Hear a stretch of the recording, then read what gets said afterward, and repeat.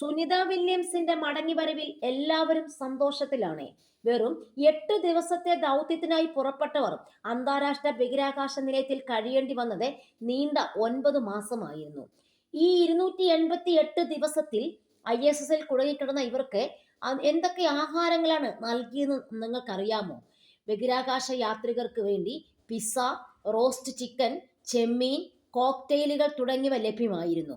എന്നിരുന്നാലും ഇരുവരുടെയും ഭക്ഷണക്രമത്തിന് അനുബന്ധമായി വളരെ കുറച്ചു പുതിയ ഉൽപ്പന്നങ്ങൾ മാത്രമേ ഉണ്ടായിരുന്നുള്ളൂ. ബഹിരാകാശ യാത്രികർക്ക് രാവിലെ പൊടി രൂപത്തിലുള്ള പാൽ, പിസ്സ, റോസ്റ്റഡ് ചിക്കൻ, ട്യൂണ തുടങ്ങിയവയാണ് നൽകിയിരുന്നത്. നാസയിലെ ഡോക്ടർമാർ അവരുടെ കലോറി ഉപഭോഗം നിരീക്ഷിക്കാറുമുണ്ടായിരുന്നു. സെപ്റ്റംബർ 9 നാസ പുറത്തിറക്കിയ ഒരു ചിത്രത്തിൽ വിൽമോറും വില്യംസും ISSൽ ഭക്ഷണം കഴിക്കുന്നതായി കാണിച്ചു. ഈ ഭക്ഷണ വസ്തുക്കളിൽ ചിലത് ദൃശ്യമായിരുന്നു. ഓരോ യാത്രികന്റെയും രുചിക്കും താല്പര്യത്തിനും പോഷണ ആവശ്യത്തിനും അനുസൃതമായ ഭക്ഷണമാണ് അവിടെ എത്തുക. മാംസം, മുട്ട തുടങ്ങിയവയിൽ ഭൂമിയിൽ പാകം ചെയ്താണ് ബഹിരാകാശ നിലയത്തിൽ എത്തിക്കുക. പിന്നീട് ഇവ അവിടെ ചൂടാക്കി ഉപയോഗിക്കും. കറികൾ, സൂപ്പുകൾ, സ്റ്റൂ തുടങ്ങിയ വിഭവങ്ങളും ഉണക്കി പൊടിയാക്കി എത്തിക്കാറുണ്ട്. ഇവ വെള്ളം ചേർത്ത് പിന്നീട് തയ്യാർ ചെയ്യും.